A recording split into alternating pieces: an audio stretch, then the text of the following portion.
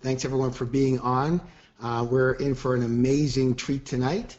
This is an amazing subject that so many people have an issue with. So I look forward to being with you, speaking with you, coaching with you, loving you, and having a great time tonight. All right, let's get started here. Okay. So to begin, I have a couple of questions for you. First of all, the most important question is, did you do your homework from last week? Namely, repeating the mantra that I am kind, loving, and peaceful 5 different times a day, 3 times each. And you know what? I'm not here to judge you whatsoever. But here's the thing. I want to gauge where you are. So I want to say this. So this is why there's 2 reasons you had this homework. Number 1, now listen closely. You're listening, yes? Now listen very, very closely. Remember, I'm here to be your coach for the next 8 weeks. I hope you understand that. I'm here to help you for the next 8 weeks. I hope you understand that. Now, here's the deal. I do a lot of different things in my seminars, in my courses, in my presentations, with the intent of making sure that you become successful. That is my only goal. I hope you understand that. And here's the deal, my friends. Listen closely. If you're on this program right now, you registered for it, you know, it wasn't completely, it wasn't free, it wasn't inexpensive. There is definitely a charge to it. To me, that means you registered for this program because you want to do better in your life. If that's true for you, say yes or say better. So we're all in agreement that you registered in order to do better in your life. Now, here's the thing that you need to remember and listen very, very closely. If you keep doing what you've already been doing in your whole life, what do you think you'll keep getting? There's a saying that says what? If you keep doing what you've already done, you'll keep getting what you already have. You understand that, yes? So that means this. If you do it your way, that means you don't do the homework or you'll only do it partly. That means you're only going to get your continued results. And if you want different results, what way are you going to have to do it? The word is different. Write in the word different, please. Write in the word different if you understand. If you want to have a different result, you will have to have it. You will have to do different things. Yes or yes? So here's the thing. I gave you this homework for 2 reasons. Number 1, I want you to repeat the mantra. Number 2, I wanted to see if you would do it. I wanted to see who would do it. It was a test. Here's why. In our courses, we have the saying that says, how you do anything is how you do what? Everything. How you do anything is how you do everything. Meaning this, that if you're the kind of person that takes instruction and says, okay, I'm going to commit to do whatever it takes on this program to succeed, and you're given a little bit of homework. And listen, guys, let's be honest here. I'm not here to pussyfoot around with you. I'm not here to waste your time, and neither are you. I gave you the tiniest homework I could possibly think of. You understand this? All I asked you to do was say 7 words 3 times. That's 21 words 5 times a day. Oh my God, that is so hard. And here's my thoughts. Listen closely now. I'm going to start pushing you. Because here's the deal. If you can't even do 21 words 5 times a day, that's a total of 100 words in total in 24 hours.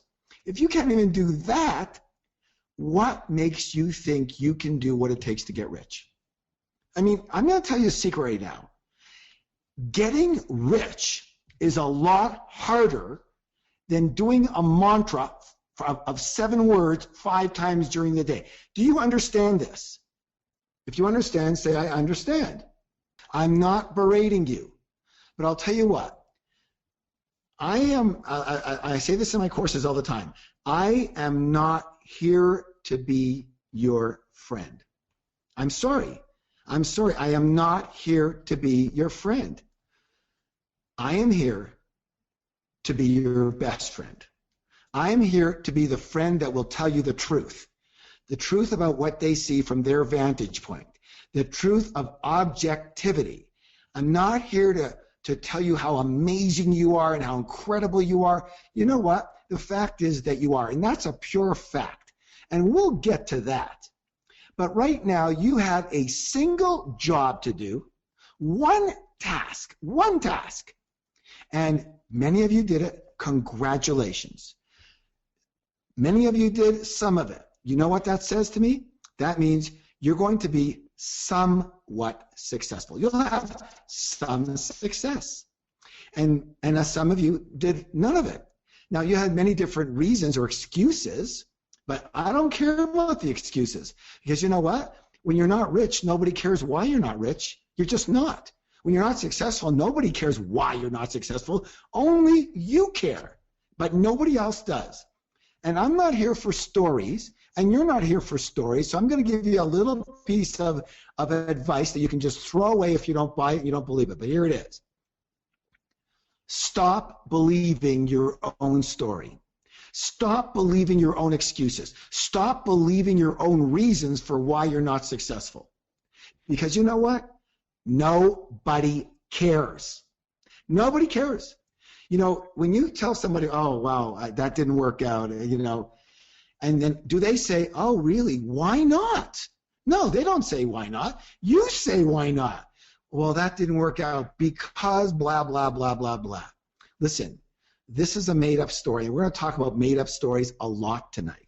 Your mind makes up a story in order for you to be able to feel better about yourself when you're not doing as well as you'd like to be doing and you're not reaching your potential. Your mind is a protective mechanism. Your mind is a protective mechanism. So it's going to not only protect you physically for survival purposes, you understand that, but it will protect its own ego. And how does it do that? Simple. When you're not doing all that well, it makes up a great reason that you can buy into that allows you to feel better. Your story and your reason is like a feel-good pill. It's a prescription pill that your mind gives you in order so that you don't feel terrible about yourself and kill yourself, basically, okay? It's as simple as that. But when it comes to success, my friends, and when it comes to spiritual success, spirituality is two sides of one coin. And what it means is that there's going to be an element of mysticism and an element of abundance that comes, you know, through the universe, but there just as much there's an element of doingness. And here's the problem I find with most people who want to be and believe themselves to be spiritual. And please forgive me for being a hard ass, okay? But someone's got to tell you the truth. Most people, I'm not saying you, and you've done many, many things, and one of the greatest actions you took was getting on this call and registering it and being on this call. So I acknowledge you for that. That's one thing. But the problem with most people who are spiritual is they don't do, I'm not going to use the word S-H-I-T, okay? I'm not using that word because some people might get offended, which normally I don't really, have a issue with, but it's too early in the game. They don't do shoot. They don't do it. And you know who don't do it? The same people who use the word none and some when I asked them if they did their homework. Those are the same people. And how do I know that? Because how you do anything is how you do what? Everything. So do you understand what I'm saying? Listen, at the end of the call today, I'm going to give you some homework. It is going to be very easy homework. I want you to frickin' do it. Not because of just what it is, to show yourself that you will take the actions necessary to succeed. And when you were given an instruction by a coach or a person that you put your trust in, you just frickin' do it. And don't question it. And don't keep reverting back to your way, your way, your way. Your way has gotten you your results. Now, that might not be very bad. That might not be bad at all. But I'll tell you what, my friends, it may not be all that great either. And did you not say that you registered for this program and you're on this call to do better? So doing better means doing different. I'm going to ask you a favor. For the next 8 weeks, there's 7 left. All I ask is you do it my way for 7 weeks. I hardly ask you to do anything. Come on, you see that. Just do it my way for 7 weeks. And after that, you can go back to your way anytime you want after that. All right? Just would you be willing to commit to that? Say, listen, you're my trainer for 7 weeks. You're not asking me to do very much. But the little minute things you're asking me to do, I will commit to doing it for just 7 weeks. And after that, I am free to do whatever I want. If it works, what do? Keep doing it. If it doesn't work, just throw it in the garbage. I don't care. But you have to try it a different way. Now, I want you to write in the box that whether you are willing to commit right now to, doing the training as a training. Doing it my way right now. And I'm not saying it from an arrogant standpoint. I'm saying it from a standpoint of a person who as extremely blessed to be extremely financially successful and has helped over 1 million students around the world. And I have a suspicion of what seems to work for people. The homework is easy. Will you commit to doing it? Just say yes or no. I just want to see it right there. Okay, thank you. Thank you for that. And of course, there's always a couple of people who say, no, okay. But that's okay, because those people are rebellious. And you know what? I want all the rebels, which are often second-borns, I want all the rebels. I want you to put in your in the question mark right now. I want to see who's on the line right now. If you believe yourself to be a little bit rebellious, that's good. I want you to put down rebel. Let me see. You're a rebel. It's okay. I'm a rebel too. Let me see if you put a word rebel. Yeah. Oh my God, there's hundreds. Cool. That's great. Very rebellious. Good. So you would normally not do it, anybody else's way. You say, I'm going to do everything my way. But remember what I said. Your way has gotten you where you are. Here's the way I would rather you do it. Now listen closely. See if you're willing to do this. This is a big principle. Write it down. Write down the principle. I want you to, when you have a coach or a person who's where you want to be in life or in any area of your life, in this case maybe financially successful, maybe with spirituality as well, hopefully, I want you to simply be willing to do it their way for a short period of time, okay? And then you can do it your way after that. So all you rebels, you say, you know what, I'm gonna learn from this person, and then I'm gonna do it my way using whatever I gleaned and cherry-picked off this person. So I'm still going to do it my way and my style. But you know what? People who are not willing to learn and take knowledge from other people are stupid. They're stupid. Why would you not? If you had a chance to learn golf from Tiger Woods or Rory McIlroy or Phil Mickelson or one of the a guy who just Billy Horschel just won $10 million, $10 million, and you want to be a good golfer and make money from it, would you be crazy to pass up the opportunity? Say, well, I see your swing and I see you're trying to teach me, but hey, I got to do it my way. And he goes, yeah, but you play terrible. You couldn't win a dime. You see how insane that is? All right. So I hope we're all ready. Again, I'm not here to judge you. I'm here to teach you, but I'm not here to pussyfoot with you. I'm not here to tell you, oh, well, maybe next time or a few times from now you'll do it. Do you know what? People who work with you that way, they're okay with you not succeeding, and I'm not okay with it. Why? Because you're not okay with it. Are we on the same page? If we're on the same page, say yes. Say yes. Yeah, someone says, I'm not stupid. Thank you. You're not stupid unless you're unwilling to learn from someone who's where you want to be, and you've got to do things your way that aren't working. That's not very smart, is it? Okay. And it's great that you're willing to protect yourself like that. It's perfect. It's perfect for what you were talking about. And if you don't like it, I'm sorry. Okay. So let's go into today's session. Today's session is on money and self-worth and deservedness.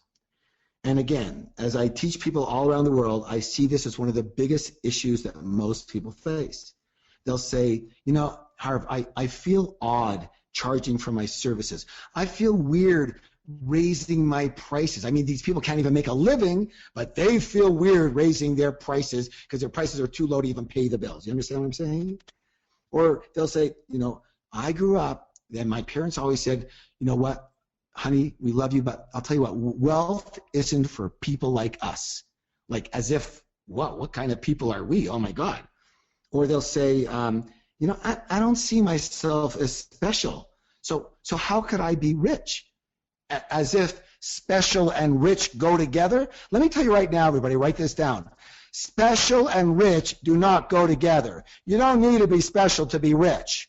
They don't have anything to do with each other. All right. Unless you are willing to say that special means willing to work hard, willing to work smart, willing to learn, willing to continue in the face of problems. If that's special, okay. But that's what it takes to become successful. Do you understand? If you understand, say, I understand. There's a saying that I use in all my seminars, including this one. The saying is this. You might want to write this down. What I hear, I forget. What I see, I remember. What I do, I understand. Again, what I hear, I tend to forget. What I see, I tend to remember. But what I do, I understand.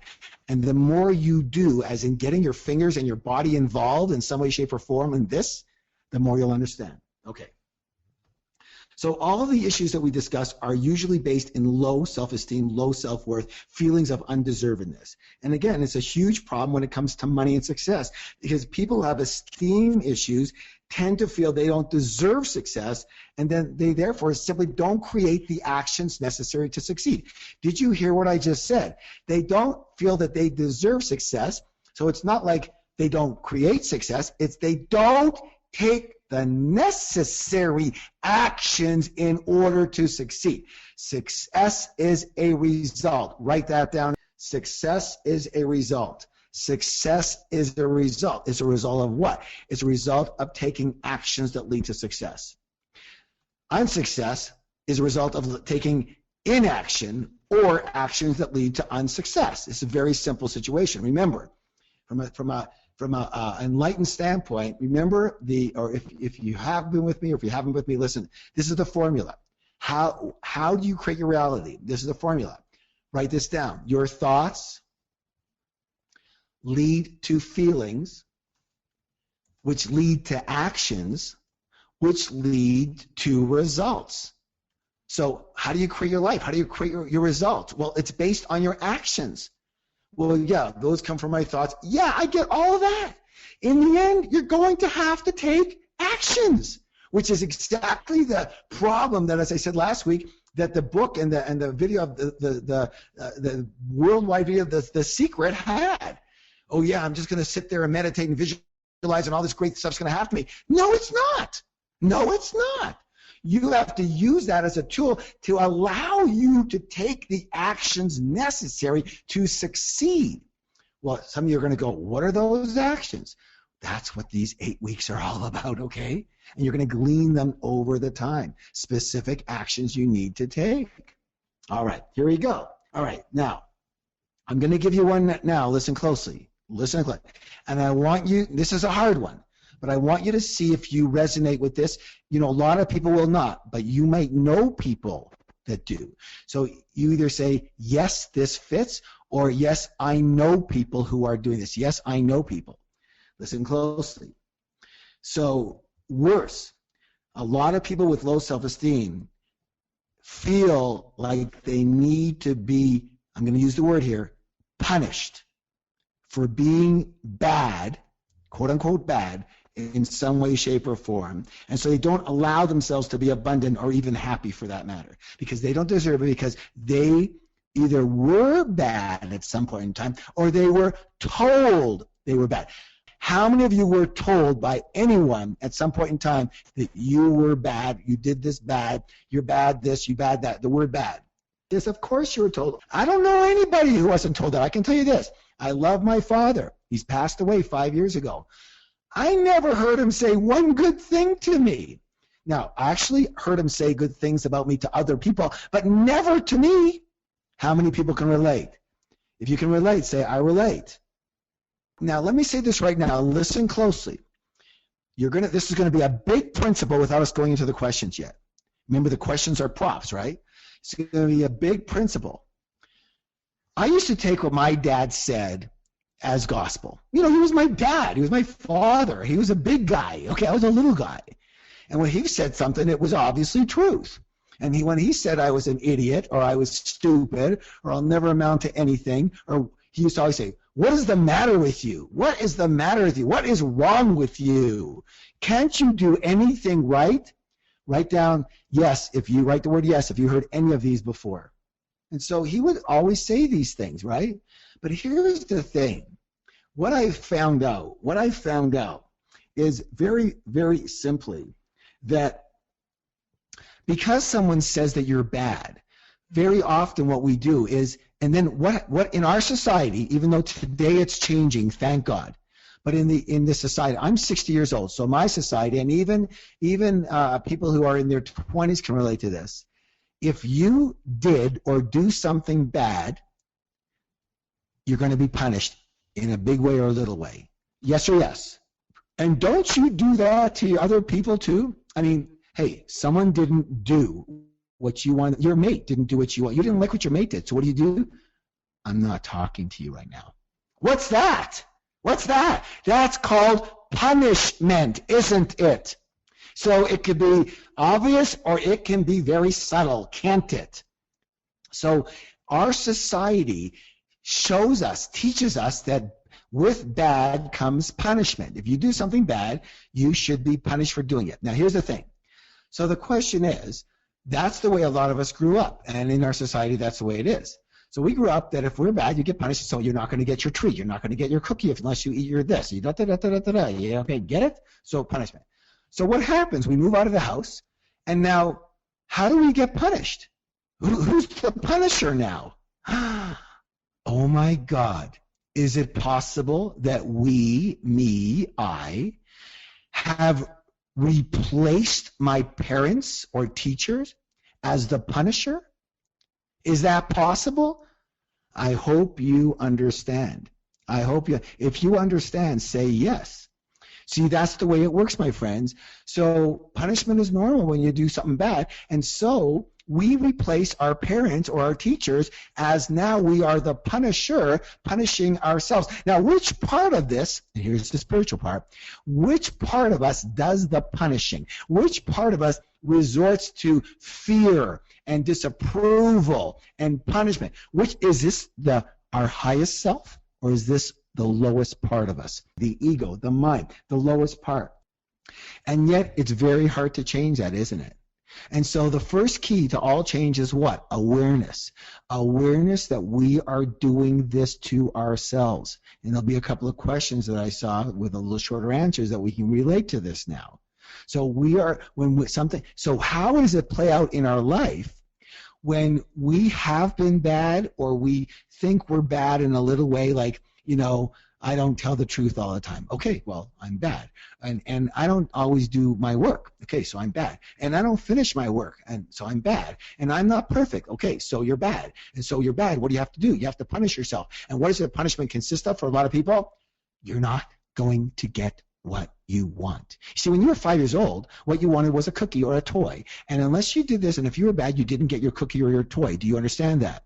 Well, now you're 25, 35, 45, 55, 65, 75, 85, and guess what? You're still playing the same game. But now what you want is success. What you want is happiness. So you're not that interested in the toy right now or the cookie. What you want is success and happiness. And so you got the big bonanza. You got the big stick over you. The punishment is, I won't let you be successful. I won't let you be happy. You don't deserve it. You were bad.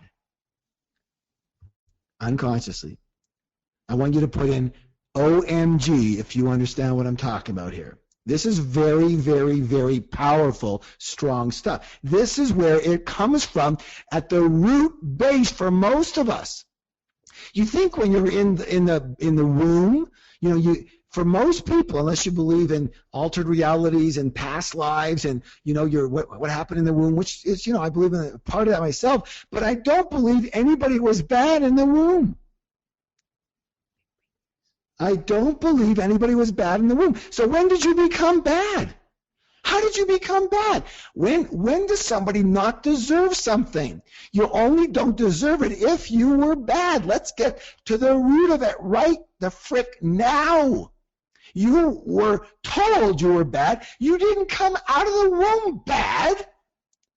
So who told you you were bad? Well, probably, your parents at first. But you know what? I'm 60 years old. It took me till I was 45 years old to figure out that my dad, listen closely here, kept criticizing me, kept telling me how quote unquote bad I was and how no good I was. And all. Do you know why he told me that? Not because he didn't love me, because number one, that's how his dad raised him. That's how his dad raised him. But number two, it's because he did love me and he wanted me to overcome that. He wanted to rule me with an iron fist. He wanted to make me tough so I could survive in the world. So he would criticize me, not good enough, that wasn't good, good. So I would have to do better and better and better and better so I could make it. I used to hate him for doing that. I used to despise him for doing that. I used to want to punch him in the freaking face for doing that. And you know what? I'm going to be honest with you because you're honest with me. When I was 16 years old, I had a real fist fight with my father.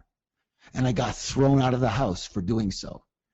And I didn't start it, trust me. He jumped and attacked me from the bed. And I said, listen, I'm bigger than you now. Don't start with me. Don't do this, okay? And he wouldn't stop. I had to pin him down on the ground. And, it was one of the most horrific things that ever happened to me in my life, having to have a real physical battle with my dad because he just wouldn't stop. Because you know why? Because he didn't know another way. He didn't know another way. Wow. So look at that. Most boys do.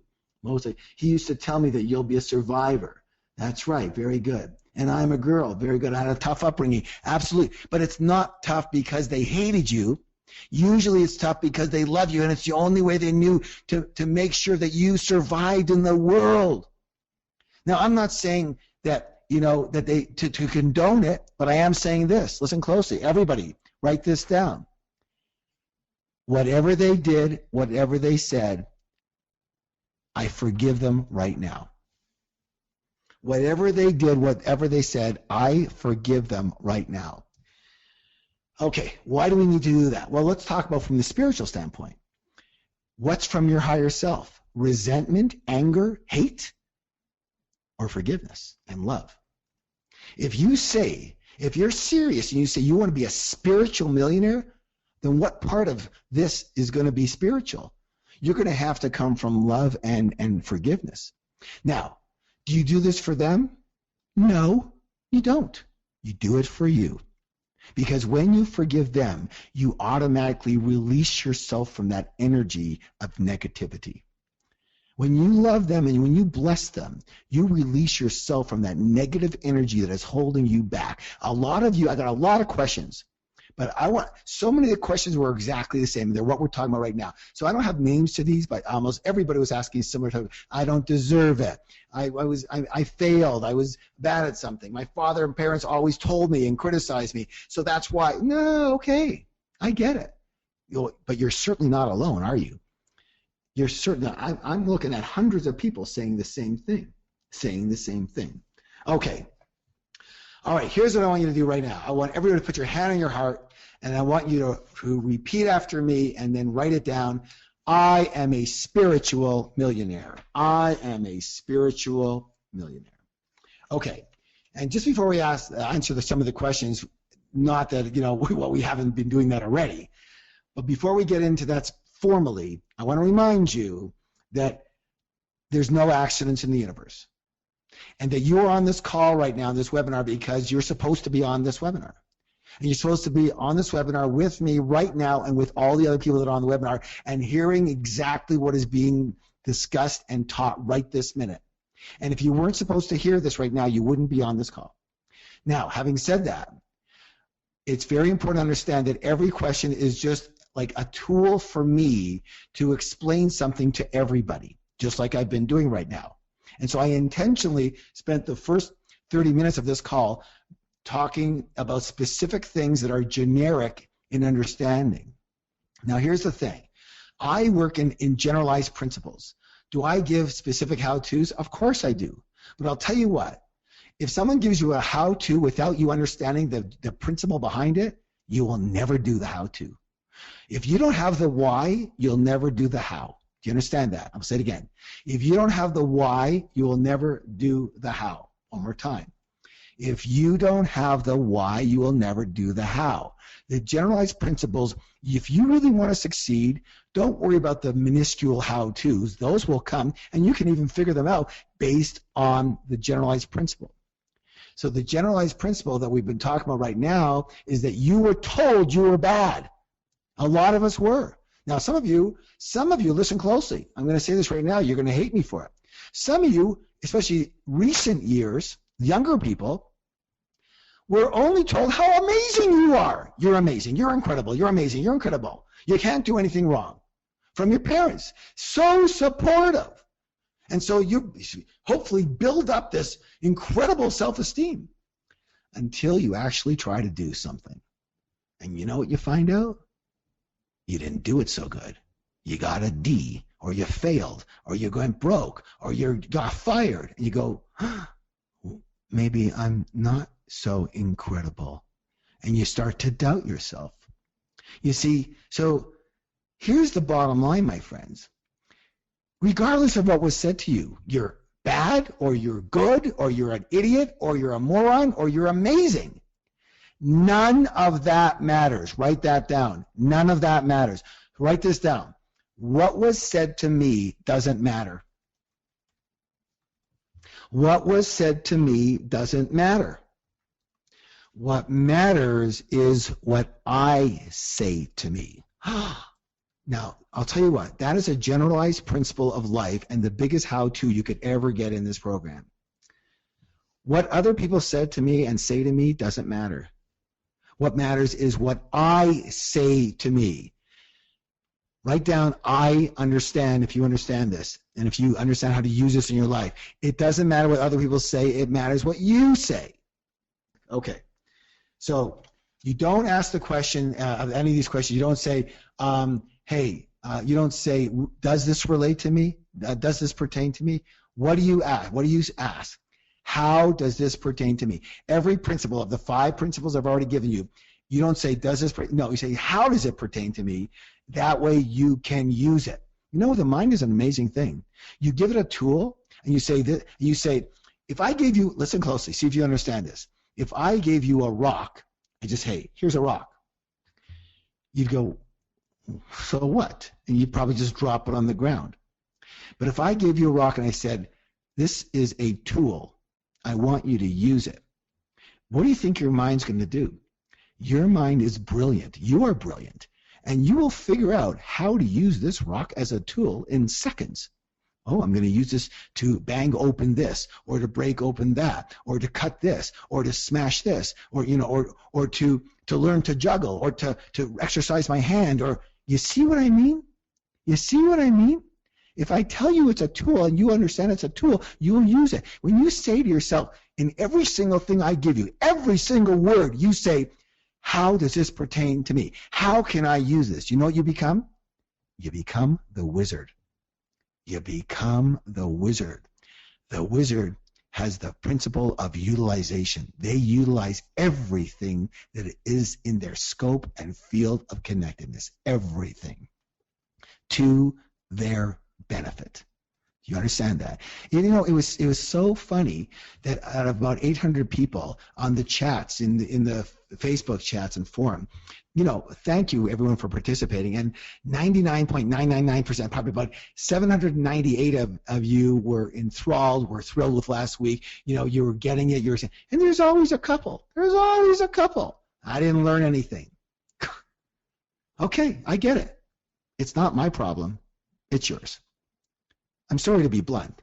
If 798 people got incredible amounts last week and you didn't learn anything, then either you are so wealthy and happy that you should be teaching this, or you need to look in the freaking mirror. You understand? But listen, I'm going to teach you something right now. Here's a principle. Here's a principle. Listen closely. Is it intelligent to trust everyone in the world blindly? I want to see your answers, yes or no. Is it intelligent to trust everyone in the world blindly? No, thank you very much. Is it intelligent to take most things with a little grain of salt? Is that intelligent? Yes or no? Let me see. Yes, of course. Thank you. God, thank you for participating. But here's the thing. So here's what I say to everybody. If you're going to be successful in business and in life, you have to have a little bit of skepticism. A little bit. And a little bit of skepticism, as in questioning, okay, is healthy. It's healthy. But here's what.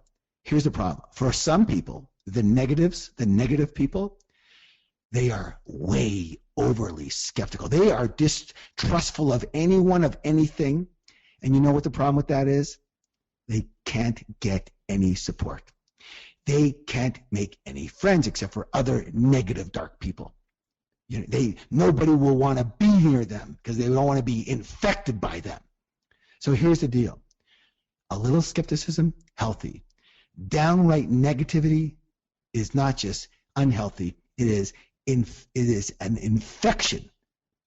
You need to clear that infection out of yourself because nobody else can do it for you. Okay.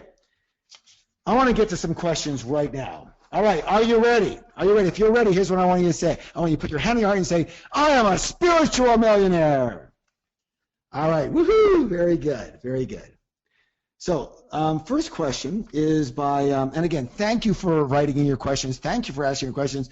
Because I have some principles I want to teach you. Again, I use the questions as props for everybody. And again, I use the introduction so that we don't even need questions, but I want to make sure there's some specifics that I get to add to the principles we've already been learning. I have already given you some key elements in life that 99% of people in the world will never get an understanding of in their entire life. Never, never, never. And you got it in the first 10 minutes of this. Do you understand this?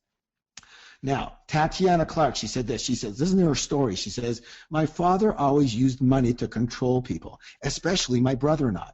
So often, I felt that money was more important to my father than I was. What can I do to get over these feelings of being unworthy of both my father's money and his love? Okay. So again, let's go right to the heart of the problem. Ready to issue. Everybody listen to this. Whoever told you and whoever tried to control you and whoever you have issues with, listen closely. Tatiana and everyone listening, your dad's issues, okay, control, this, that, are his issues. Your mom's issues are her issues. Yes, is modeling powerful? Of course it is. It's very powerful, no question about it. But you know what? You decide how you frame things. You decide how you look at things, not them. They can train you. They can tell you to do it a certain way, but you decide if it's right for you in your life or not, especially when you become an adult. And my guess is that everybody on this call right now, on this webinar, is an adult.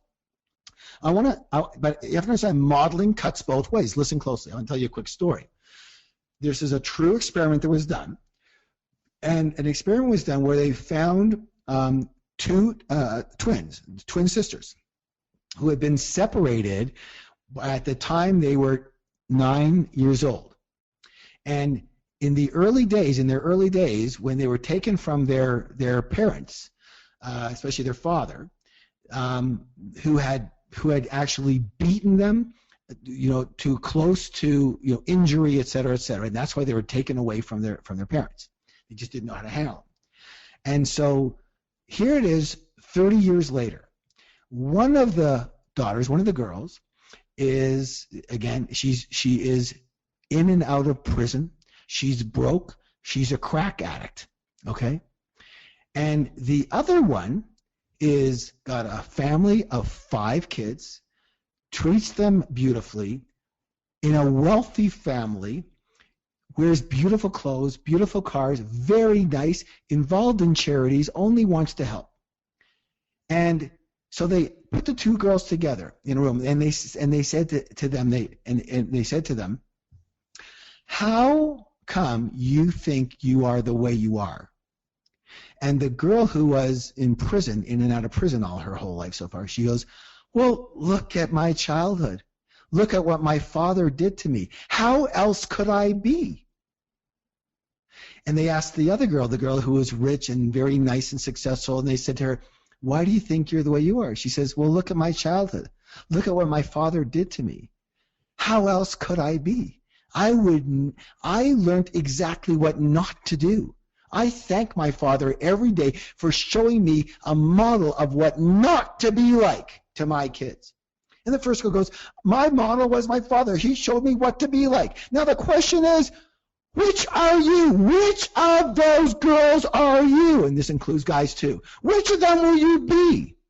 Now, for many of you, for the first 10, 20, 30, 40, 50 years of your life, you have chosen to be the first girl, the girl who's had problems because of what you were told by somebody and what you modeled from somebody. And you model this negative way is the way to be. But you didn't have to do that. You chose it. It wasn't the best choice. You chose it. You were a kid. You didn't know any better. It wasn't the best choice. You're older now. You are on this program. You are learning from people and someone who's been there, done that, and understands this, and has helped over 1 million people with these things. Guess what, my friends? Hooray, hooray. Tonight's the night you make a different frickin' choice. You model, if your parents were not good to you, or one of your parents wasn't good to you, or said things that were negative, you model. You say, I'm not going to be like that. This is how not to do it. And you can learn a lot from failure, can't you? You know, I can tell you, the reason that I'm successful, I tell everybody this, is that I had 12 businesses that never didn't work. I had 14 jobs I had to leave or got fired from. You understand this? So I knew how not to be successful. I learned how not to do it. And that allowed me to find the ways that were successful. All right. So how many of you say, I understand, if you understand what I just said? And how many of you are willing to change your story right now and say, you know what? I'm going to choose a new story for myself. I'm going to choose a new story for myself.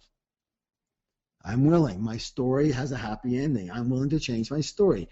So if you are beating yourself up and you are allowing yourself to be beaten up in some way, shape, or form, you know, verbally, mentally, emotionally, whatever, any way you want to do it, that's you. You're letting that happen. You don't need, here's the thing. You know, in my seminars, I say at the beginning, don't believe a word I say. Why do I say that? Because I want you to, whose experience can I come from? Only my experience. It isn't right or wrong or true or false. It just makes it my experience.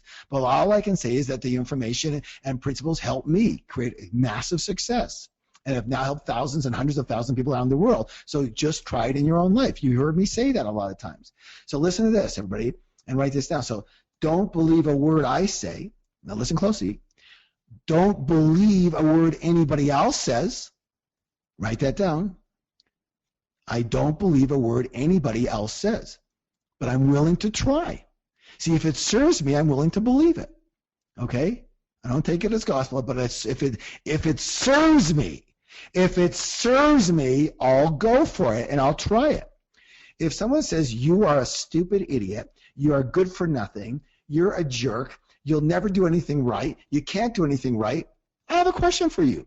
In your humble judgment of objectivity, does that really serve you? Should you buy that story from somebody else? Should you buy that kind of a story? Of course not. Why? Because logically and objectivity and from a spiritual standpoint, it's not appropriate to buy that story. It doesn't serve and support you. So if someone says, wow, you're really beautiful. You're really beautiful. You're wonderful. You're incredible. Should you buy that story? Should you buy that story? Here's your answer. I'm going to tell you this. Listen closely. No, don't buy that story either. Remember what I said. Stop buying into other people's stuff. They're just projecting themselves. You don't buy into their BS of what's wrong with you. You don't even buy into their projection of what's right with you. Here's the only thing you buy into. Your story of what's going to support you. You see, I'm going to give you the critical piece, the secret to life right now. You make up your own story, and you make up a story that supports and serves you. Is it truth? No. Is it false? No. It's neither true nor false, but it is your story. See, stories are stories. See, when you say something, unless you get a check mark in the sky, it's still a story. You're making it up. So if you're going to make up a story anyways, and we all do all the time, every minute, yes, this is true. No, this is not true. We just made it up. You might as well make up a story that serves and supports you. If you understand what I'm saying, I want you to say, I understand. Make up a story that serves and supports you. Stop listening to everybody else. When someone says, Harv, you're amazing, I go, hey, thanks for sharing. You know what I know? I know this person is feeling amazing, and that's why they said amazing. Harv, you're terrible. You know what I know? I know this person feels terrible. That's why they're saying I'm terrible. Listen, whatever someone says to you is they are simply projecting how they feel about themselves at this moment. They're simply projecting their own beliefs at the time. And those beliefs can change. My dad says, you're good for nothing. He's just simply telling me that for me to get off my ass and work harder and be smarter and be more successful. But that's not what I got until later on in life. When a Marine sergeant says to the troop, stand up, give me 50 push-ups, do this, get your hair up, do that, you do what I tell you, you no good for nothing. He's just trying in their odd way, whatever way it is, they're trying to toughen this person up. Because you know why? Because in a real battle, you need to be tough, and you cannot be a pussy. It's as simple as that. So if you can't handle somebody screaming at you, yelling at you, telling you what a crap you are, how are you going to handle someone coming at you with a machine gun and bullets? Come on! You understand this.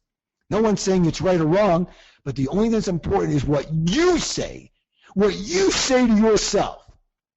So what do you want to say to yourself?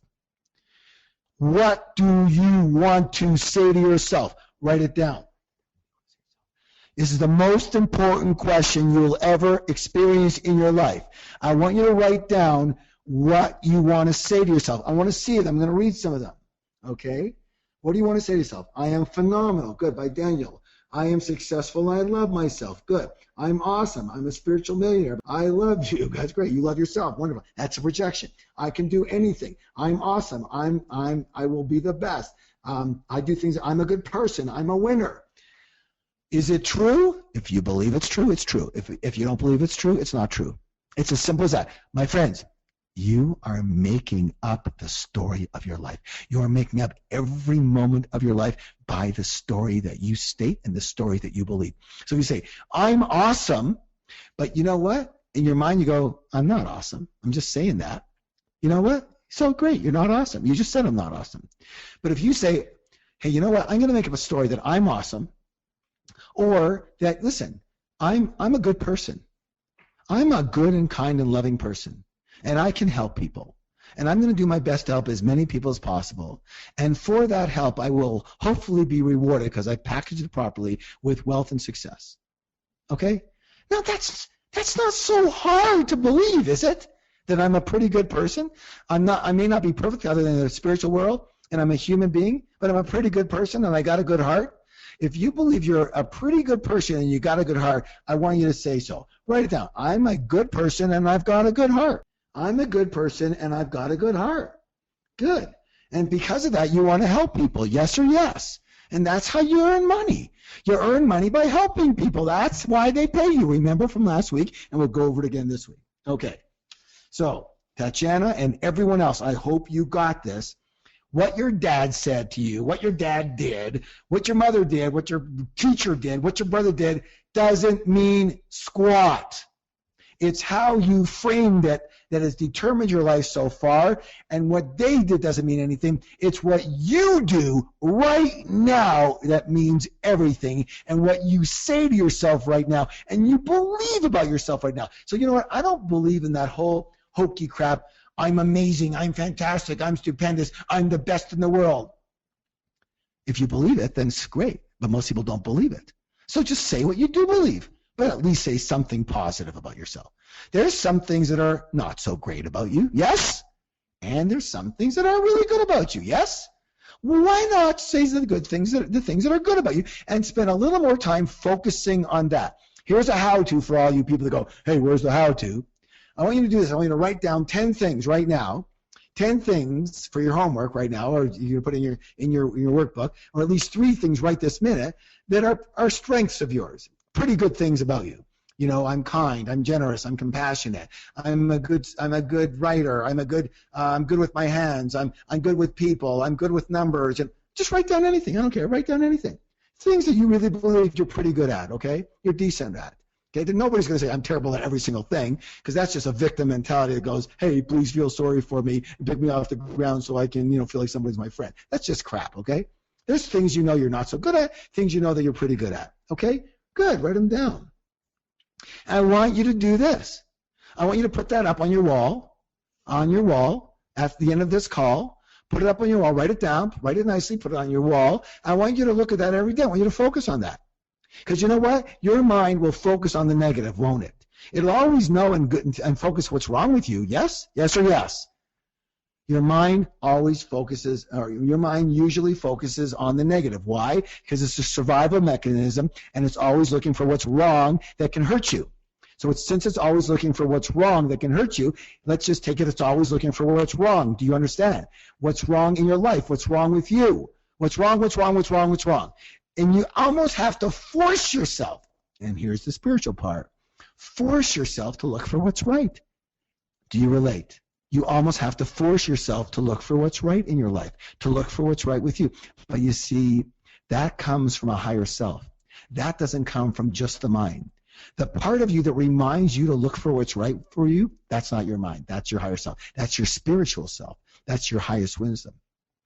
Then you go into your mind and say, okay, here's what's right with me. Oh, I'm good at this. I'm good at this. See, that's your mind. But the observer, this is the important part. Listen, the observer that is reminding you to look for what's right with you, that's your higher self. It's going, okay, enough. There's some good things about you. Can we just focus on there a little bit? Let me remind you to do that. Okay? And then you go into your mind, okay, this is good, great. Focus there.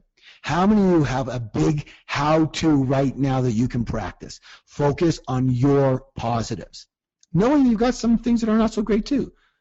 But focus on your positive. Yes or yes? Okay. So put your hand on your heart and repeat after me. I am a spiritual millionaire. I am a spiritual millionaire. Good job. Let's get another question here. And as you can see, I'm using the questions as tools. What are they? Tools to teach principles and how-to methodology. All right. They're not meant to just give this person, oh, here's the answer to your question. It's not your question. It's all of our question. I hope you're getting the format of this program. I've done this program for many thousands of people. All I can tell you is this. It works. It works. But you need to do your part. You need to take the principles and you need to run with them. You need to practice them. So you can't just say, "Oh, I'm gonna focus on the positive parts of myself," and then don't do what I said, which was write them down on a poster board or a sheet or something and put them on your wall and look at them every day. I won't do that, okay, because that's too hard. That's too hard. Guess what, my friends? I'll say it again and again. If you can't even write down the 3 things good about yourself and put them on your wall, that's too hard for you. Guess what? Sorry, getting rich is a lot harder. If you can't do that, you won't be able to get rich. Getting rich is not easy, okay? It's not hard, but it's not easy. Listen closely. Cassie asked this question. And by the way, Monica Millars also had a very similar question, so I want to kind of roll them into one. I was lucky enough to inherit around $1 million from my mother. Whoa! However, I don't feel rich. I often feel guilty for having this money, and I find myself afraid to start a business because of the fear I might lose it. I'm 34 years old, and I want to stop living in fear. What's your best advice for me to break this fear? Well, oh my gosh, let's take a look at this. I'm lucky enough, thank you for sharing that, to inherit about $1 million from my mother. However, I don't feel rich. What have I been talking to you about for a freaking hour? Someone gave her $1 million freaking dollars and she doesn't feel rich? Is it about the $1 million?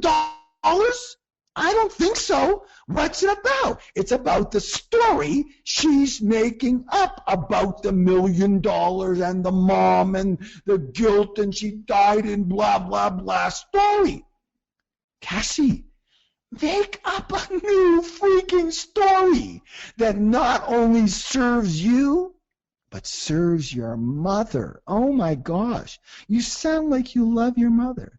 You sound like you respect her, you honor her. You're sad she's gone. Here's a question for you. I have a question. Do you think your mother had a gun to her head when she wrote her will about giving you $1 million? I'll tell you what, if that was the truth, the will would not be enforceable. So here's my guess, Cassie, and everyone else who's got some guilt feelings around getting some money. If someone was willing to give you money, you know what? They wanted you to have it. They wanted you to have it. And why would they want you to have it? Can anybody guess? Why would they want you to have it? Because they love you. I love you, to grow, to honor you. See, because, so for you to work with it, for you to be able to use it. You understand that? To enjoy it. Your mother didn't give you this so you could feel guilty. She's not an asshole. She's a wonderful, beautiful being. She's a spiritual being. She gave you this because she loves you. And she wants you to have it and utilize it and grow from it and be able to succeed from it. And you know what? So what to do? Let's go to the how-to part here. So first of all, do you understand that, everybody? If somebody gives you money, it's because they want you to have it. They want you to succeed with it. They want you to enjoy it. Do you understand that? Say yes if you understand this. Isn't that what you would do? Come on. If you're giving somebody $1 million or $500,000, and when you work with us and you continue to grow your wealth and you end up being able to give somebody some money when you pass on, or a charity when you pass on, is it because you don't want to give it to them? Come on. You want to give it to them. You want them to use it and grow it and help themselves with it. So this whole story that you made up, I don't feel rich, is because you made up a story you shouldn't feel rich. Let's change the story, okay? Let's change the story to honor yourself and honor your mother, all right? So, first of all, what would your mom want you to do with this? Tell me, Cassie, everybody tell me. What do you think Cassie's mom and your mom and everybody, if someone gave you $1 million, what do you think they'd want you to do with it? How would they want you to handle it? Write it down. Have fun, good. Spend it, use it, enjoy it, good. Listen, this is how I think if I was giving, when I pass on, this is how I want the people who get my money to use it. Listen closely. I want them to use it intelligently. Intelligently. I don't want them to spend it all. I don't want them to hoard it all. I want them to use it intelligently. And you know what intelligence means to me? Using your money intelligently means you are using it in balance. Write that down. In a balanced way. In balance. What does that mean? It means the middle way, like the Buddha taught. The way to success and happiness is the middle way. In balance, my friends. So I'm going to make up a story about someone giving you money, or those you inherited. Listen, a lot of you might be fortunate enough to inherit a little or a lot of money. And if you feel guilty about that, you're going to make up a story that's not serving you. So you say this. Here's my story. I am so thankful for this gift. This person worked very hard for this. And they gave transferring their hard work and energy to me, and they want me to, and because they love me and they want me to utilize this money intelligently. They want me to use some to enjoy. They want me to use some to spend. They want me to and get things for myself. They want me to use some to help other people. They want me to use some to be able to grow it. And part of growing it means investing a part of it. And part of that investment might be, in this case, Cassie and everybody else, to start a business that can help grow and allow me to be financially free. That's what the money's for. Now, Cassie and everybody else listening, it doesn't mean I got $1 million. Listen to what Cassie says. I feel guilty for having this money and find myself afraid to start a business because of fear I might lose it. Lose what? The $1 million? I hope you're not insane enough, anybody listening, to start a business with $1 million of your own when that's most of what you've got. Are you nutso? Who would do that? Well, high-risk people. Hey, remember the middle way. Don't be crazy. Listen, I have tens of millions of dollars. I can't think of one business I would start with over, 50 grand. You don't need to. Well, I want to start my dream restaurant. Oh, okay, great. How much? It's going to cost $1 million. Wow. Okay. Well, listen. Well, how have you been? How many restaurants do you have now? Oh, I don't have any restaurants. But you want to start a restaurant for $1 million, right? But do you manage a restaurant? Are you the general manager of a restaurant? You've been doing that for 10 or 20 years, so you know what you're doing. And well, no. What business are you? I'm in the accounting business. But I love food, and I'm going to open up the greatest restaurant. You know what? You are insane. If you're going to, quote unquote, blow $1 million on the risk with no experience, are you, oh my God, you are not one of my students. Definitely not. Listen, Cassie, you have $1 million? Divide it up. Help some people. Spend some. Go buy yourself a freaking car, okay? Put a down payment on a house if you don't have one already, okay?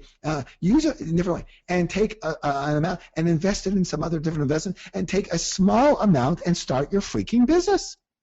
Not all of it. So if God forbid anything happens and you lose it, which you won't, because now you're going to reform it. You know why you're not going to lose it? Because you're going to open this business in your mother's honor. You heard me. You see, everybody who's successful does it for a reason outside themselves. It's not just for me. The people who are really successful do it very often because they have a family, or they want to feel good about this, and they want to support other people or a charity or whatever. Part of it is your ego, and that's good, and part of it is helping other people. And so what? You know what? If you watch some sports, and when you hear about great feats, you'll almost hear the athlete going, I did this for my mom. I did this for my dad. I did this for my brother who died and gave me the will to go on, and for him. I did it for him so he could live through me. And those are the most amazing stories, yes? So everybody, do it for somebody. Write this down. Create your success for yourself and for others, for someone else. And if you want to be specific, be specific. My family, my son, my daughter, whatever it is. Do it for someone else as well. Because when you do things for yourself, it's easy to say, to let go and let the tough times take you down. But when someone else it's their name, it's their honor that you are now dealing with here, you will not quit. Do you understand that? You will not quit. It's like when a person on their deathbed asks you to do one thing for me. Go and give this note to this person. You see it in movies, you see it all the time in the armed forces. The person's on their dying, they take out this note and their picture with their, and they give it to their comrade. It says, just do me one thing.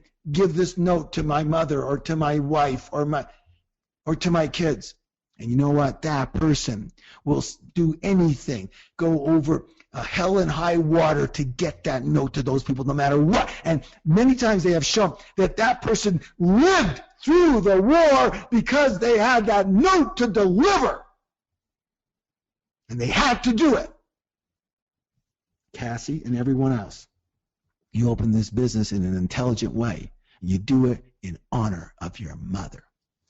Put your hand on your heart, everybody say, I am a spiritual millionaire. Let me hear you. Come on. I am a spiritual millionaire. Good job. Okay, let's do another one here. By the way, take a nice deep breath. Let it go. Shake it out. I'm doing the same thing. Okay. Here's another question. Let's do another question. Jill Kalura. And by the way, Berta Silva asked something very similar. So again, this is for everybody. My father is a successful entrepreneur. I'm fortunate to have him for a role model. Very good. But he was emotionally abusive to me growing up. I realized I subconsciously connect my fear of my father with fears pursuing my dreams. I've tried to disconnect myself from this block with little success. Do you have any advice for me? All right, listen. Jill, are you a psychologist? Are you a psychiatrist? Everyone here, are you a psychologist, psychiatrist? What are you doing? Quit mind freaking yourself, okay? I'm going to tell you blunt as blunt can be because I'm a really blunt person and I make no freaking apologies for it. I don't have time to waste and neither do you. Jill, everybody, listen. I don't care about why you have your fear. Fear is fear. Write that down, everybody. Fear is fear. Your mind will give you 1,000 reasons for your fear, And you know what? It doesn't mean squat. The reason for your fear means nothing. Who cares? No one's interested in why you're afraid. Well, my fear of my father, blah, blah. Who cares? Fear is fear, okay? So here's the deal. How do you handle fear? How do you handle fear? Well, here's the way most people do. They try to talk themselves out of it.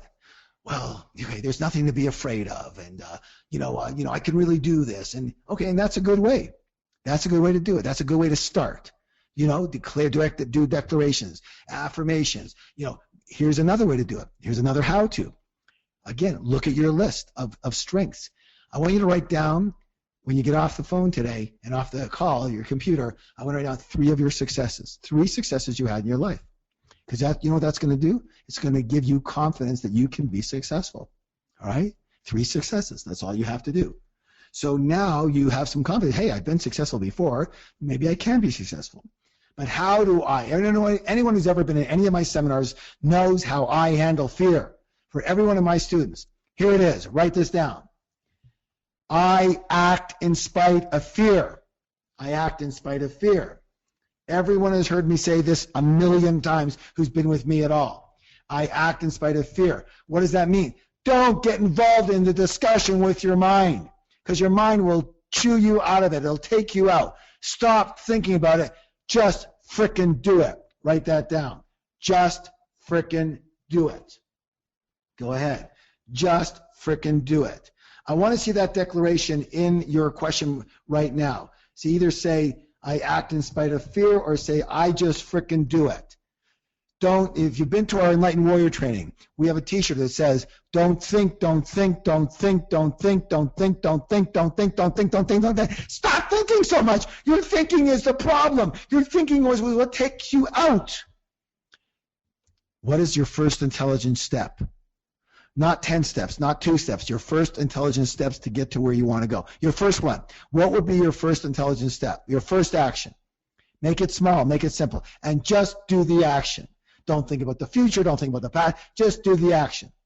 Okay, so what am I, hey, let's see here. My dream is to write a book, okay? I don't know, my dream is to write a book. Good, but I'm afraid it might not work, and blah, blah, blah. My father told me to write a book, and who gives a hoot? My dream is to write a book. Great. What's the first intelligent action? Okay, write down 3 or 4 things that your book could be about, that you have a decent strength in and you want to help some people in. So what are some of your strengths, and what are some of the things you like to help people with? Okay, write it down. Okay, big action. That's it. There's nothing else. What fear is there in that? Now, when you start thinking about the future and going, well, what if it doesn't work? Or what if I don't get published? And what if someone doesn't like my book? And what if I do it for nothing?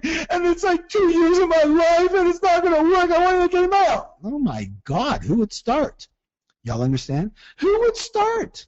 How could you start with thoughts like that? Here's your only thought. What's my first intelligent action? Write that down. Here's a principle. You ask yourself this question. What is my first intelligent action? Now, the reason I use the word intelligent action is because now you're going to get a part of your mind that wants to be smart and intelligent. And it's going to say, well, it's not going to give you a stupid action or things. It's not going to say, my first intelligent action is if I don't know my topic, okay, write down some of my things I'm interested in. Write it down on a piece of paper. That's your first action. Great. I'm not worried about my second action right now. When it's time for my second action, I'll do that. But you know what? You get something called momentum. What's the word? Momentum. And you know what? It gets easier. 1 step at a time. I succeed 1 step at a time. Okay, so Jill and everybody else, Berta, everyone, listen closely. I don't care why you're afraid, and you shouldn't care why you're afraid. Who cares? Fear is fear, and there's only one way to handle it, and that is do something. Action conquers fear. Write it down. Action conquers fear. Action conquers fear. Do it. Do something in the direction in which you want to go. Anything is better than nothing. All right, let's go. Put your hand on your heart, everybody. Repeat after me. I am a spiritual millionaire. I am a spiritual millionaire. Okay. Good job. Good job, everybody. Take a nice deep breath, everyone. and let it out. Hoo-ah! All right.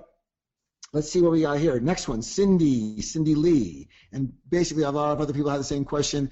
Cindy says this: deep down, I believe that I don't know much, nor do I have many skills. I tend to downplay them. Well, no kidding, okay?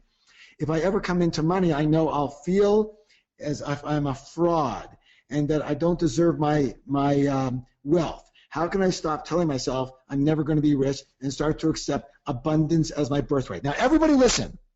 Everybody listen. The first thing I find in most of my seminars all over the world is I say, how many of you have some concerns about when you're rich? Like when you get rich, there's going to be some negative repercussions. Maybe people won't like you. Maybe what if I fail and I blow? What if I lose my money? Then I'm going to look like an idiot. Oh my God! How do you have feelings like that? And in this case, saying like, I know if I ever get rich, I'll feel like I'm a fraud. I already know that. Yeah, right. Yeah. So you know what I say to these people, to everybody. Here's what I'm going to say to you. You know what's going to happen. You know how you're going to feel. What's going to happen, and all these troubles and tribulations and bad things are going to happen when you get rich. Really? Do you know that for sure? Are you 1,000? Would you bet your life on it? Are you positive 1,000%? No, I'm not. But probably, or I think so. What if you're wrong? So here's the deal, everybody. Here's what I want you to do about getting rich and bad things happening once you get rich. Here's the deal. How about we cross that bridge when we come to it? You've heard that before. Oh my God, are you kidding me? Why are you making up a stupid story about all the negative things that are going to happen to you when you get rich? I'm going to have to keep working hard. You're going to not like me for who I am. Well, what are you? You're God, you're a soothsayer, you're a predictor, you're a fortune teller. What are you to say? How do you know that's going to happen?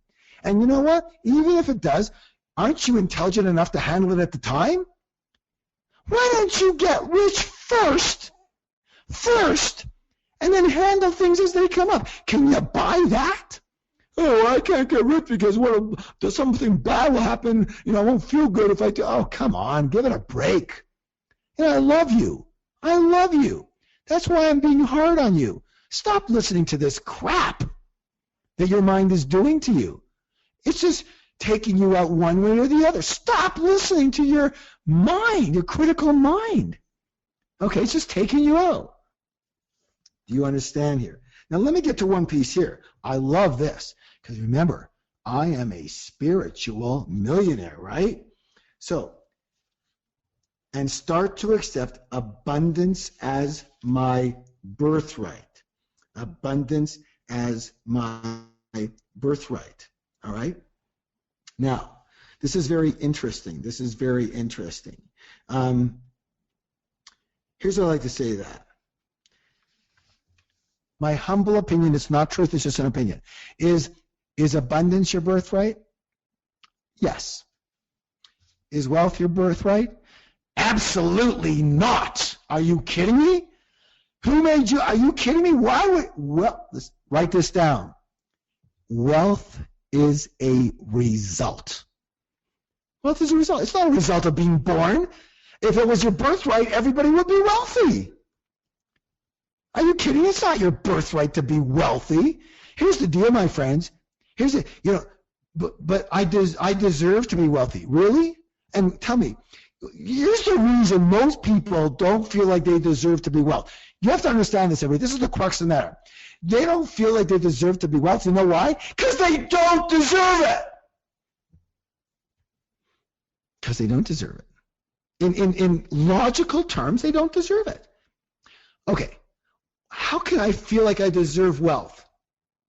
Two things that allow you to deserve it. There you go. Well, what would those be? Now we're talking. In other words, do you actually have to do something to deserve it, or do I just open my eyes and smile and now I'm going to get wealthy? Hey, that's the secret. The secret thing on that whole deal with the secret. I'm just going to open my eyes and think wealth and I'll be wealthy. How's that working for you so far? No, you have to do things to deserve it. What do you do to deserve it? What did I say last week? Again, these people say, well, I wasn't sure if I learned anything. And yet they don't even know the simplest thing that I taught. What did I teach about money? How simple is money? Okay, you need to earn some, you need to keep some of it, and you need to grow it. Oh, this is tough, okay? 99% of people in the world don't even know what I just said. You need to earn it, you need to keep it, you need to grow it. How do I deserve to, that'll equal wealth. How do I deserve to be wealthy? Earn enough, manage it properly, and grow it properly. Then you deserve wealth. Then you deserve wealth. Even if you inherit money, you won't keep it unless you deserve it. And you'll deserve it by being intelligent with it. Do you understand? So we create wealth as a result. Wealth is a result of what? Success in a certain arena. Wealth is a result of success in an arena, being great at it, okay, and doing it properly. Wealth is a result of successfully doing something well, okay? Now, and packaging it properly, et cetera, et cetera. So wealth can be a result of, if you own your own business, having a highly successful business. My friends, listen closely. If your business sucks and you're not doing it well, you won't be successful, quote unquote, you will never be wealthy, and you don't deserve to be wealthy. Why? Because I opened my eyes this morning and be wealthy? No. Okay? So how do you, I told you how to earn money, and we'll talk about this a little bit more. You solve people's problems. I solve people's problems and I do it really well, but I'm not wealthy. Okay, well, first of all, how many people's problems do you solve? Well, 3 a day for like $50 each. Okay, that'll give you $100, $150 a day minus expenses, $100 a day. That's great. You're gonna be wealthy? No, you won't. So what does that mean? Well, if you have a $50 item, then you need to help 100 people a day. Well, how do I do that? It's called leverage. Stay with us. Stay with us. There's ways of business skills and financial skills you will be talking about and you'll be learning. Called leverage. You if you have a $50 item and you help 2 people a day, you will be broke. Do you understand this? Based in most in places in the world. If you have a $50 item, you need to help, 100 people a day. And we'll talk about how to do that. It's as simple as this. And then, how do you deserve wealth? Then, you know what? I make $5,000 a day. And I'm intelligent about how I do it. And you know what I do? I keep a good portion of that money. I don't spend more than I've got on trinkets and junk and cars and stuff that aren't going to go up in value. I'm a good steward of my money. Oh, right. Okay, so that gives you another piece of success with money. And what's the third thing? You have to grow your money. How do I do that? You have to invest it properly and intelligently. Don't blow it. Don't risk it heavily. Invest it intelligently. No, you're going to have days and investments that don't do all that well. Don't put all your money in one basket. Are you kidding me? That's not intelligent. It's not hard. But don't think you're going to wake up one morning and I deserve wealth. You don't deserve wealth. You earn wealth. I'll say it again. You don't deserve wealth. You earn wealth. And when you earn it, you deserve it. Do you understand? Do you understand? If you understand and you just got a big aha, I want you to write down aha, aha, aha. It's ridiculous. Oh, yeah, I deserve wealth. How many of your affirmations have you heard and declarations you have people told you, I deserve wealth? What a bunch of crock. What a bunch of crap that is. I deserve wealth. And you know what your mind says? BS. You don't deserve wealth. You've done nothing to earn it. Now, on the other hand, if you are earning it and you earn it by what I told you to do, earn decent money, earn good money, manage it well, and grow it, you'll be wealthy. Ta-da! Okay, now abundance, let's talk about that. That's a little different story. Why are you inherently, I didn't say you deserve abundance, that's a game, that's a no-win game. I deserve abundance. Forget about it. Who cares? Deserve, don't deserve. It's not even part of it. But I'll tell you what, you are abundance. You are abundance already until you F yourself up. Until you block yourself, until you make up another dumb story that doesn't support you about why you don't have enough, why you aren't enough, why you're not enough. I'm not enough because, I'm not the best in the world at this. Who cares? Can you help somebody? Help a few people and you'll be pretty good at it. Good enough to help somebody. You understand? So we make up a story about all this stuff and we believe this story, like I said earlier. Okay, so why are you inherently abundant? Because you are a child of the universe. That's why. And if you look at the universe and everything in the universe, it's nothing but incredible, massive abundance. So I'm in Lake Tahoe right now, and we're in the mountains, and there's all these pine trees, 30, 40, 50 feet high. and my entire driveway, my entire roof, my entire car, everything around this house, this cabin right now, is full of freaking pine needles. Do you know how many there are? I don't think I can even count. There's millions of them. Everything in the universe has millions and billions and trillions, billions of trees and billions of stars and billions of pieces, pieces of earth and billions of stones and billions of birds and billions of every single thing and billions of people. So you are a child of the universe. If you're in the universe, you're already abundant because you're part of that abundance. How many cells do you have in your body? 4? How many people have more than 4? Raise your hand if you have more than 4 cells in your body. How about 5? Anybody more than 5? Raise your hand. I got more than 5 cells. No. Do you have 100? And trillions. Thank you. Let me see what you got. Trillions. Right. Trillions. Growing. Trillions. Just in cells alone, you are abundance. Just in life energy alone, you are abundance. You are abundance. Okay? Abundance is your birthright. Wealth is not. Don't play that game with me. Don't let anybody tell you that. Put your hand on your heart right now, everybody. Everybody. Repeat after me. I am a spiritual millionaire. Let me hear you. I am a spiritual millionaire. And you are going to deserve your millions. Millions is in money, and you will deserve it by A, how well you solve people's problems, B, how you package how you solve people's problems, C, how many problems you solve, in other words, how many people's problems you solve for them, D, how you handle the money that you get intelligently, and E, how you grow that money. Then you deserve wealth. You are a good steward. Okay. Let me see if I got time for a couple more. How you doing? If you're doing okay and you're learning something valuable, say, I'm learning something valuable. Okay. Leva Daniels and many others said something like this. It's been well over a decade, yet I lied and I stole money. Basically, I broke almost all of those 10 commandments. And thank you for being honest with us, Leva. And though I've changed my entire life, I still feel I don't deserve to be rich, that the universe is punishing me. How do I feel deserving despite what's happened in my past? Thank you. All right. At the very beginning, we already talked about the whole punishment thing. Levi and everybody else. I'm going to give you a little reminder here. Leva, the universe is not punishing you. Why? Because you're good at that by yourself. You don't need the universe. Just you. You're good at that alone. Well, when I try something, it doesn't work.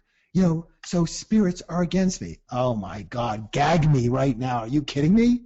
No. You made up that story. Make up a different story. Guys, are you hearing my tone here? I am not talking to your higher self. I am talking to your lower self, your ego self that understands this tone of voice. How do I know it understands this tone of voice? Because it sounds exactly like this, doesn't it? It sounds exactly like this, right? That's why I am talking in this tone. I am talking to a part of you to get your message across.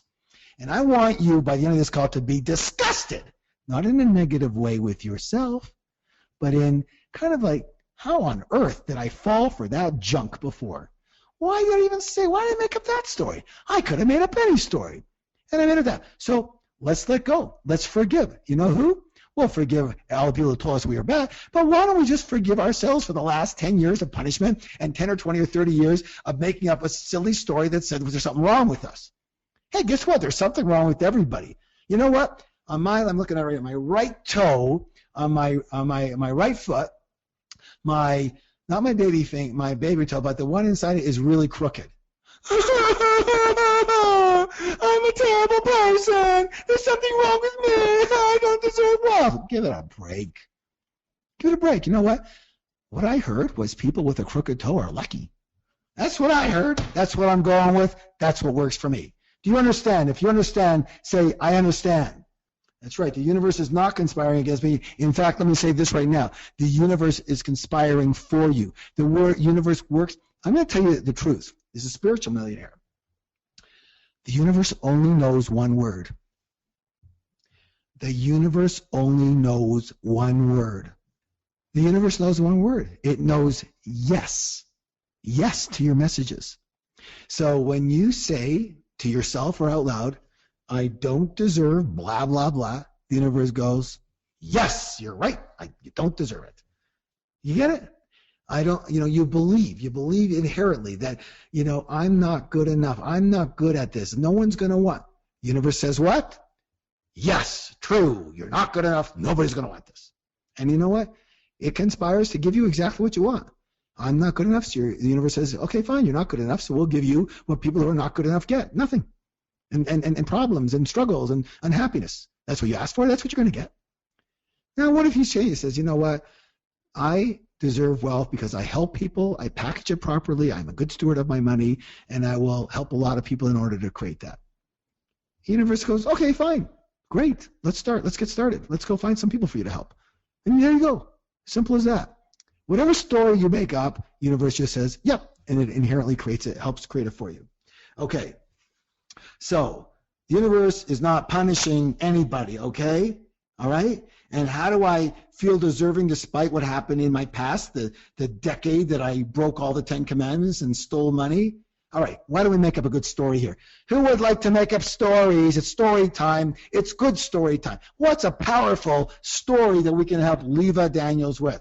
Remember, they said that they stole money and they lied. Oh, you're the only one in the world, I suppose. Okay, fine. So it's been 10 years, and they've been, putting themselves through feeling terrible about themselves and all that.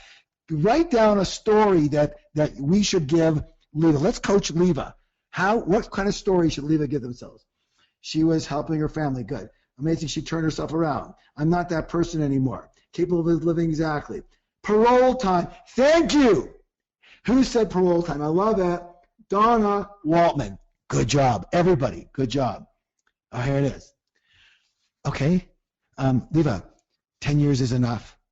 You sold some money. You lied. Okay. You're not the only person in the world. You have done penance over the 10 years. You've served your time. Parole time. Beautiful. Beautiful. That's exactly what I was going to say. Your jail time is up. Over. You're free to go. You're free to start a new life based on what you've now learned. How can you help other people and help yourself? And live the life of your potential because you've been released from your prison. Do you understand? Everybody, put your hand on your heart. Put your hand on your heart right now and say, I am a spiritual millionaire. Spiritual millionaire.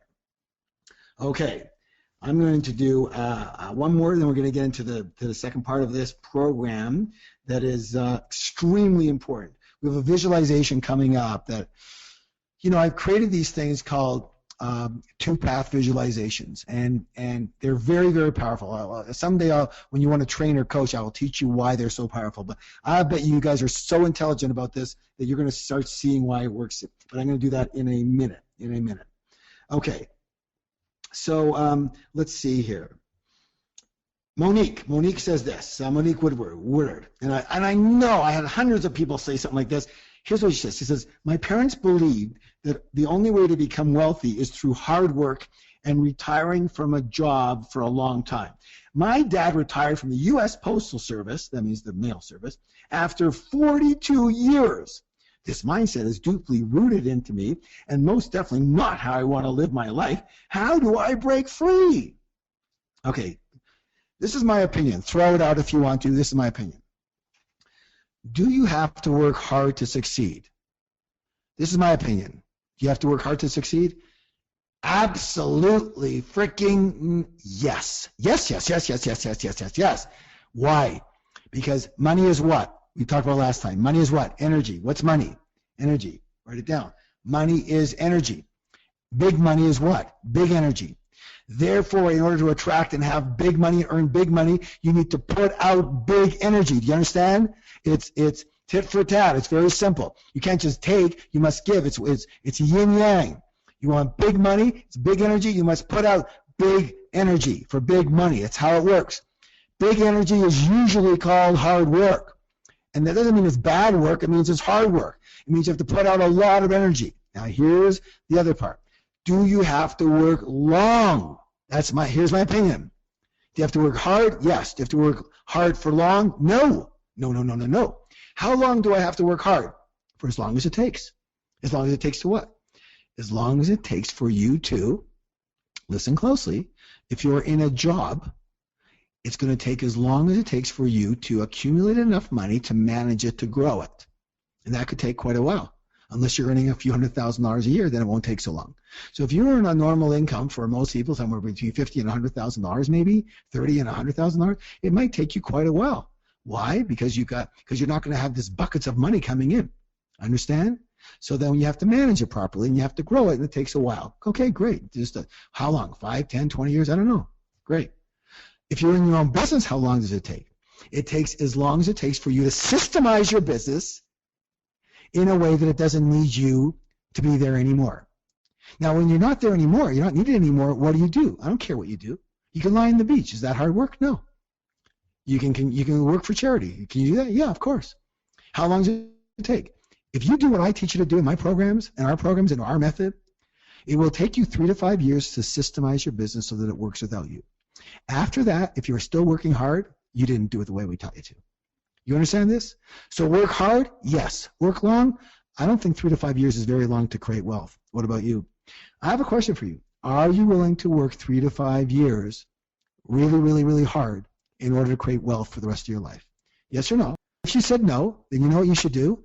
You should go to somebody else's class who tells you that your naturally birthright is abundance and your naturally birthright is to be a billionaire, and all you have to do is close your eyes and go home and you're going to get your billions. That's who you should deal with. Go ahead, do that. Go with those people because they're going to fit for you really well. You'll never get rich. You'll be broke all the time, but you'll live in a dream world and you'll be happy. Okay, great. Okay, so you all understand that. You all understand that here. So you work hard, but you don't have to work long. You have to work intelligently. All right. So here's let's I want you to everybody right now take your hand, put it on your heart, and repeat after me. I am a spiritual millionaire. I am a spiritual millionaire. Okay. So I want to just repeat probably one of the key elements that I need you to get out of this call so far today, this webinar. And the key element I want you to get is everything is a story. There's no right, there's no wrong except for your story. And the story that you make up in your head is going to be right for you. It's not right inherently, and it's not right in the universe, and it's not right for anybody else. It's just correct for you. Why? Because it's yours. You get to make up the story. If someone told you what a jerk you were, how bad you were, and criticized you and even beat you for being a bad person, that is all about them and has nothing to do with you. That's them, that's not you. Understand that. That's all about them, has nothing to do with you. The story you make up about that event is going to determine your life. You made up a story early on. All the people who say, oh, I don't deserve, I'm self-worth, you made up a story, a story that doesn't work for you. And maybe you had good reason at the time, but you know what? You've been on this call for an hour and 40 minutes. You lost your reason. I'm sorry. It's over. You're done. That rationale, that story you made up is over.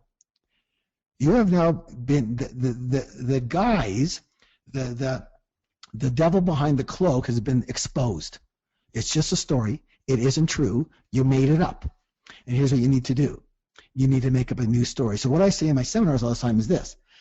You know, the whole discussion of whether you're worthy or unworthy is ridiculous. Who made up that stupid discussion? Where does unworthiness even come from? You know, it's a psychological word that some psychiatrists made up, 500 years ago. Who knows? I would doubt 1,000 years ago people knew, oh, I'm unworthy. Oh, come on. So in our society, we made up this story about unworthiness and all that, and you bought into it. Okay? Well, I don't really feel good about myself. I don't think, I'm all that great. Well, start changing your story. Start thinking, focusing on what's good about you. All right? Then maybe you have a shot at it. So I need you to do this right now. I need you to commit to making up a new story, a story that supports you in your life. A story, if you want to make up a story about something that happened to you in the past, oh, my father beat me. He beat me because I never could do anything right. okay? And it was my fault my parents split up, and my fault that, my parents were killed, and my fault that, oh my God, come off it already. He just changed the story. Now here's the thing. People say, Harv, how do I change my self-worth? How do I do it? Tell me the secret. And here's the secret. You don't change your worthiness. You change your story. And that'll change your worthiness. Your worthiness, yes or no, is a story. You understand that? So it's a lot faster and cheaper to just change your story than it is to change your worthiness. That takes years of psychiatric care and nothing will happen. Oh, I feel better about myself after 25 years. Oh, great. That was worth it. How about in 1 minute? How about in 10 seconds, we just say, that's a dumb story. It doesn't help me. It's not even true. I made that up. I'm going to make up a new story. No stories are true or false, but I'm going to make up one that supports me. Because they're not true or false anyway, so I might as well make up one that helps me. If you're understanding the key, this is the key to life. I want you to say, I just got the key to life. Write it down. I just got the key to life. I make up every story. I might as well make up a story that supports me and allows me to be happy and successful instead of a story that allows me to be unsuccessful and broke and feel terrible about myself. No stories are true or false or right or wrong. They're just all of them made up. Oh, that person said that I'm wonderful. Who cares? That's them, not you. Harv, you'd be so mean. Was the Buddha mean? The Buddha said the same thing. Whether you get criticism, don't take criticism personally, and don't take accolades personally. Read it. Read it. He's talking about spiritual. You're not going to be much more spiritual than Buddha. He said, don't take accolades personally. They're not for you. They're not about you. Someone feels good one day, they give you an accolade. They feel bad one day, they criticize you. It's not about you. It's about your story. I want everybody, for part of your homework, get your homework, is going to do this. You're going to write out your new story. It might be one line. About your deservedness and about your self-worth. Don't even use words like that. Just what story do you want to tell yourself about your life and about yourself? And that's it. Make up a story and believe that story. If it's good and positive, believe it. If it's not good, don't believe it. Okay? Okay, I got the key. You got the key. Listen, you can sit in a freaking cave for 40 years and never hear this. I'm telling you. The reason I'm telling you this is because, it's taken me over 40 years to get it. 40 years of study, of meditating, of this, of that, and I finally got it. My whole life is about my story. And the minute I change my story, I change my life. Don't start to try and I have to change my personality. No, you don't. I have to change my deservedness. No, you don't. I have to change my worthiness. No, you don't. That's all crap. The only thing you change is your story. What you tell yourself about yourself. What you tell yourself about your friends. What you tell yourself about the other person. You say, wow, look at that lady. She's beautiful. Is she? Well, you made that up. If you think she's beautiful, she's beautiful. What if a guy next to you goes, wow, are you kidding me? What if another person goes, well, she might be beautiful in attractiveness, but who knows about her heart? She might be ugly there. You don't even know about beauty. Look at all these other opinions. Come on. Look at, I love the clouds in the sky. And look how they're formed. Other person goes, I hate clouds. I want it to be sunny. Other person says, I hate when it's all sunny. You get skin cancer. I just want it to be cloudy. Are you kidding me? These are all stories. Are you starting to get what life is all about? Life is about stories. You make your own personal story. Your personal story makes up your life. Do you understand? Yes or yes or yes or yes or yes. All right. Are you learning something valuable? Are you learning something valuable? Okay. Here's what I want everybody to do right now. Take a nice deep breath. Close your eyes. Take a deep breath. Breathing in, breathing out. Inhale and exhale. You guys have been awesome. I love your participation. See, that's not a story because I'm looking at your participation. I'm telling you, I love when you participate. And that helps you and that helps me. And here's what I want you to do. We're going to do a visualization. And it's what I call the two paths visualization. And the reason I do this, I'm going to tell you right now, I'm going to teach you all my secrets. And I love doing this because I want everybody to be a teacher so you can help other people. I want everyone to be a teacher in some way, shape, or form so you can help. The reason I do this the two-path visualizations all the time, every week, is because everything is based in pain and pleasure. There's going to be a pain path. There's going to be a pleasure path. The secret. Okay, here we go. Everybody, taking a nice deep breath one more time, just relax. And I want you to imagine yourself at a fork in the road. And there are two paths in front of you. You don't know where it leads, but you decide to take the path on the left. And I want you to start walking down this path right now in your visualization. Path on the left, start walking down it. And as you keep walking down and walking down and walking down, you soon realize that this path is the path of low self-worth and the path of undeservedness. And as you continue down this path, you are acutely aware that you just don't feel very good. You don't feel very happy. You're unsure. You're full of doubts. You're having a very challenging time with money. Either you don't have enough of it, or your relationship with money is just very uncomfortable and insecure. You don't know why you feel this way. You just do. Maybe it was what was told to you when you were young. Maybe it's because you did something wrong and you were unconsciously feel you need to be punished. Maybe it's because you failed at something at some point and that feeling of being a failure has never left you. Regardless, as you walk further and further on this path, you begin to wonder how you ever got on this path in life. You're confused. You know that down deep inside you, you're a good and kind and loving person. You really want to help the world. You want to help other people. You do care. So why do you have to have these negative feelings? And why do you have to have all these financial problems if you do? And you realize that your lifetime clock is ticking. And you realize that you will not live forever. And you become fully aware that this road of low self-esteem and undeservedness is not serving you. This story is not helping you. That you are wasting your precious time feeling this way and not living up to your full or part of your potential even. You're not living up to your potential. You feel crappy and undeserved. You're wasting your time with this. And feel that feeling now. And I want you to feel the regret if it's there. And feel the upset. It's okay. Feel it. Look what you've been doing. How you've been feeling about yourself. And feel the sadness in living half a life simply because you just never felt good about yourself. Breathe in and breathe out.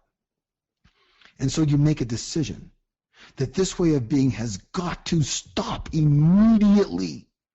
But you're just not sure how to do it. And in your unclarity, but you're in solidify in your clarity of the fact that you want to change and you're willing to change and you're willing to change now. You're willing to change now. You're willing to change and you will change now.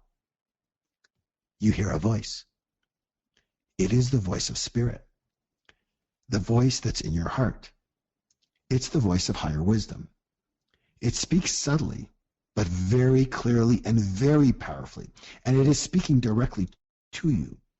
And the voice says to you, it is time for you to choose a new path in life. Go back to the beginning of the fork once again in the road. Do not think, just go. And lo and behold, you find yourself at the fork in the road again, instantly. The voice says, choose the other path, the right side. For this is the path of self-respect, self-love, and self-esteem. The voice tells you to start walking down this path starting right now. Not tomorrow, not in 10 minutes, this second. And as you do, you hear this voice, the voice of spirit, the voice of the universe, the voice of higher wisdom following you. And it says, every single person on this earth is here because I specifically chose them to be here. This includes you. You are made by my hand, of the highest force, the hand of the highest force in the universe and all universes. Do not disrespect me by lowering yourself. Do not disrespect me by lowering yourself. Instead, know that you are an important piece of the whole and that you have a critical part to play. And regardless of whether this is a major role or a minor role, every role is vital by my design. The voice continues to speak to you and says, in a message that is clearly directed right into your heart, it is not up to you to judge whether you are valuable or not. It is up to me. And if you are still breathing, it is because I want you breathing. It is because I need you breathing. It is not up to you to judge yourself. It is not up to others to judge you. It is not in your best interest to believe other people's judgments about you. For when they judge you, they are simply projecting themselves onto you.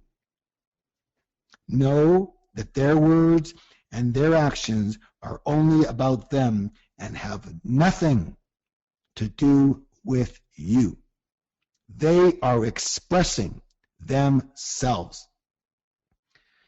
I, as the universe, am hereby giving you permission, and I ask you to let go now of these useless feelings of unworthiness and these useless thoughts of undeservedness. These do not serve you. They do not serve me. Replace them with the fact, I repeat, the fact that you are a part of the brilliance of the universe, and nothing and no one is any better than you or worse than you. Nothing and no one is any better than you or worse than you. You are a tree in the beautiful forest. No better trees, no worse trees. Every tree has this job, and so do you. Let go of those negative feelings and thoughts now. They are not you and not becoming of you or any other being in the universe. The voice continues and emphatically says to you, now take a deep breath. So do it. Take a deep breath. Put a smile on your face. Pull your shoulders back. Push your chest out. Stand proud because you are a child of the universe. I need you to respect yourself. The voice stops, but those words resonate in your being. I need you to respect yourself. And you can still feel the energy, and you know in the depths of your soul that what you heard was truth, and what you now feel is the way you are supposed to feel. You realize that your old programming and fear-based mind had taken you over. But as of this moment, your life has begun anew. Yes, there will be moments of doubt. Yes, there will be moments of weakness. Yes, there'll be times of uncertainty, and you may step off this path, but you know this path is still right beside you. And you can simply say to your mind, thank you for sharing when it says something nasty, or unsupportive, or disempowering. And with a deep breath and a smile and a feeling of total confidence, you just simply step right back on the path of self-worth, of self-love, and you continue on your joyful way, living your life, and especially your financial life, to the fullest. Breathe in. Breathe out. And you make the commitment that no matter what comes up for you, you will choose and keep re-choosing this path. And if you are willing, I'm asking you now, if you are willing to commit to this path, I want you to nod your head yes. Nod your head yes. And now with your eyes still closed, I want you to touch your heart and say, I am a spiritual millionaire. I am a spiritual millionaire. Say it again. I am a spiritual millionaire. and feel what that feels like inside you. And make that feeling of you being a spiritual millionaire. And by the way, a spiritual person would never do this to themselves. They are kind and loving to others and to themselves mostly. Breathe in, breathe out, open your eyes. I'm going to say it again. A spiritual millionaire would never do this to themselves. Not consciously for sure, and now you're conscious of it. You observe yourself, you watch yourself doing this to yourself. Spiritual means coming from love, from respect, from heart. Okay. Good job, everybody. Good job. Now, here's what I want you to do right now. I want you to write down very quickly. I want you to write down, listen closely, because this will help acknowledge your learning and confirm it and make it real and usable. I want you to write down the answer to this question. What do you believe to be your biggest learning or notice or reminder from today's session? What was your biggest learning or notice or something you got reminded about from today's session? Because a lot of things we know, we just need to be reminded of them. I'm going to wait and I'm going to read some of them out. Excellent. Everybody, you want to do this because this solidifies it. Abundance is my birthright. Wealth is not. Good.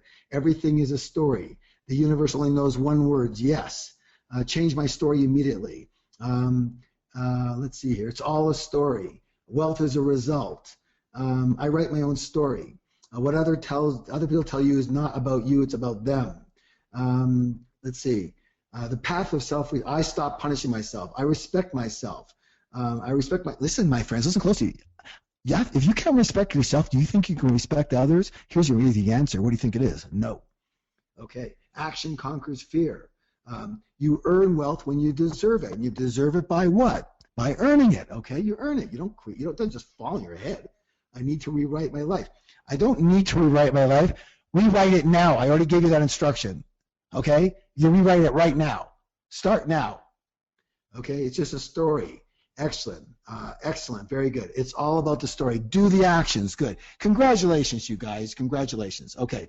Now, one more piece that I got for you. Oh, my God. This is almost 2 hours long. Okay, listen. If I can handle it, I think you can.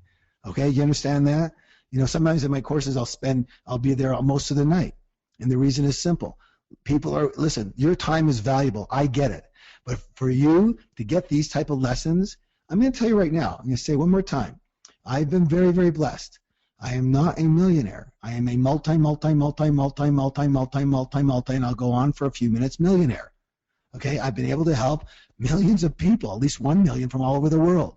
I have a suspicion of what works for people because you know how I know? Because they tell me, just like I'm asking you. You understand that? So just please, do what I ask you to do. Okay, just do what I ask you to do. Take your principles, start using them, and then at the end of the 8 weeks, we'll see how things are going, okay? Is that fair enough? And after that, do whatever the heck you want. But for these 8 weeks, do the training you signed up for. You registered, you invested a lot of time and money in this. Use it. And because I respect you, that's why I give you every second and every ounce of energy I've got. All right, here's your next piece. Listen closely. As you know, one of my favorite sayings is what? Talk is cheap. So I'd like you to write into the question box. What is one action that you will take in your life as a result of today's session?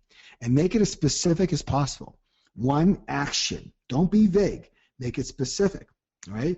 Instead of saying, I'm going to feel better about myself. That's really vague. Make it specific. You might say something like, when anyone criticizes me, inside, I'm going to say to myself, thank you for sharing, but this is all about you, not me. You see, can you imagine anybody says anything negative about you in any way, shape, or form, your boss, your husband, your wife, your kid, anybody says that, especially if you're a young person, and you immediately have the response, the trigger in your mind that goes, thank you for sharing, but this is about you, not me. But you don't say that out loud, okay, because you're not ready to say that out loud. Just say it to yourself, and that'll work wonders in your life. I just gave you that one of the secrets that, again, could take 40 years of meditating in a cave to get. When someone says anything negative to you, all you say to yourself is this towards them. You say, thank you for sharing, but this is about you, not me. And by the way, I do that all the time. So, not everybody loves my style, not everybody loves my work. It's fine. It's okay. Not everybody has to. I get it. I always say if you're trying to please everybody, you're going to please nobody. All right? And that's one of the things I teach people, take a stand. Be who you are. Do what you believe, okay? Not everybody's going to love you, and so what? But the people who do love you will love you 10 times more. And that's the way it works. And the same with your customers. Take a stand. Be on one side of the fence or the other, okay? Don't be wishy-washy, because wishy-washy people don't earn any respect. Do you understand that? Take a stand. Do what you believe, but come from your heart. Come from truth. Come from kindness. Come from love. And people say to me all the time, man, oh man, are you ever harsh? But you know what? Thank you for doing that. Thank you. It's called tough love. I hope you understand it. Okay, listen, I'm just not one of the guys, one of the woo-woo people who's going to buy into your story. Your story's done. It's done with me. You're finished. That stuff's just gone. And then what's more important, it's not that it's done with me, it's done with you. Your story's over. Any of your negatives is over. Write down, I want to see some of your actions. I'm going to see some of your actions right now. Write down one of your first actions that you can take as a result of what you've learned from tonight's program. Okay, read my list every day. Very good. I will post my 10 talents, my mantra, my new story. Very good. Get my logo for my childcare business. Excellent. That's an action. Create my healing meditation on CD. Beautiful. I love it. Finish my coaching certification training. Excellent. Systemize my business. Beautiful. Fantastic. Get my new studio floors redone. Beautiful. Write down, post my strengths. Beautiful. Write the second page of my book. I love it. I love it. I love it. I love it. Write the second page of my book. So here's this person started the first page, probably procrastinated forever, and just, what's the easy, and all these fears came in. What if they don't like it? What if they don't like me? Blah, blah, blah. And now after today, they're going, hey, I don't need to think about that. I just need to sit the frick down and write my second page. That's it. Okay? Okay, very good. Anytime I have that, I'll change my story. I'll meet with Jerry again. Beautiful. Okay, very good, very good. I manage my money well. Very good. Start practicing each and every single thing you teach. Casey, thank you for sharing that, but it's really general. It doesn't cut the mustard because you can't do that tomorrow unless you say, I'm going to start practicing this of what you taught. Okay? Okay, very good. I will forgive others for hurting me. Thomas, who are you talking about specifically? Your mom, your dad, your sister, your brother, your friend, your who? Write a name in there. Write a name in there. And then how are you going to do it? Do it internally. You're going to write them a note, whatever it is. Excellent, guys. I'm very proud of you. All right, we're almost done here. I hope you're doing okay. You got to have some stamina to succeed. You understand that? Getting rich is not easy. You got to have stamina. You got to have willpower. You got to have determination. All right, let's go.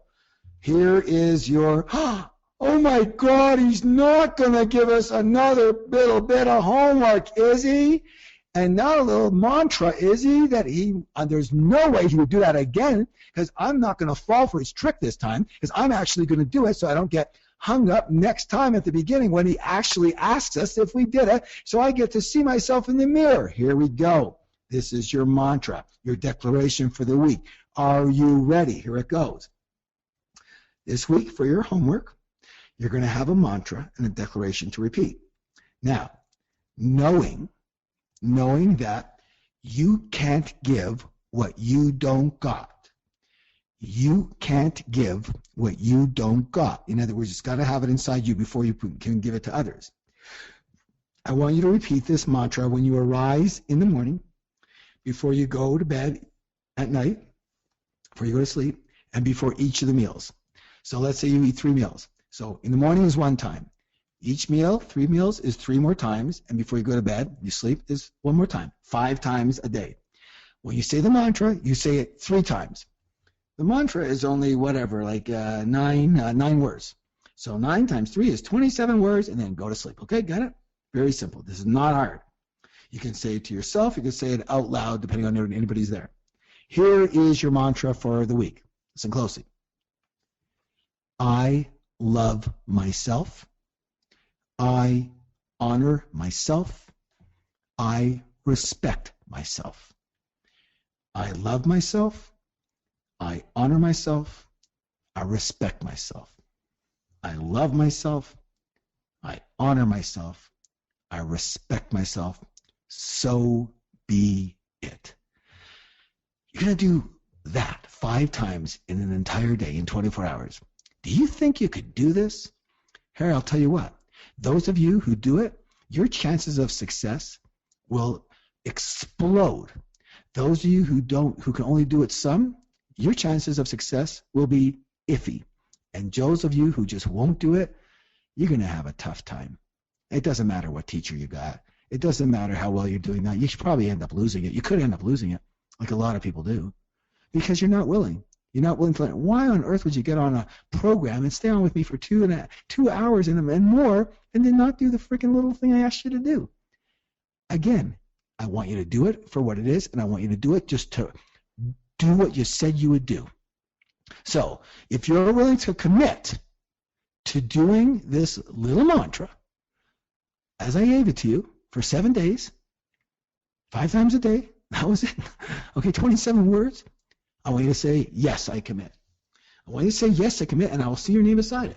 And if you're not willing to commit, then you know what your problem is in life. You can't commit to success. You can't commit to anything. You have a hard time committing. So what? That's your problem right there. Make up a new story. Be okay with it. Say, I'm afraid to commit. I'm afraid of commitment. Why? Commitment frees you. Commitment frees you. Remind me, and I will go over that again with you in another week. Commitment frees you. Very good. So most people committed. Wonderful. I love it. And we'll see how well you do if you keep your agreements, if you keep your commitments, because if you don't, you're going to have a hard time. All right, everybody. Listen, I love you. I respect you. I honor you. And I want to thank you for being on today's webinar. Here I am. I hope that you enjoyed it. In fact, I don't even hope that you enjoyed it. I just hope that you use it. I don't care if you enjoy my work. It's not my work. It's coming through me. It's for you. I suffered for a long time, and I was able to somehow become successful. And I was able to say, okay, well, this is how not to succeed, and this is how I was able to succeed. And all I do is share what works for me, and now what seems to work for literally hundreds of thousands of other people. And again, I thank you for I thank you for your commitment. I thank you for being here with me, because you know what? Without you, I could never give my gift. I could never live my mission. I could never live my passion. So thank you for honoring me and allowing me to work with you. You have my love, you have my honor, you have my respect. Let go of the other stories. Anything that doesn't serve you, boom, it's gone.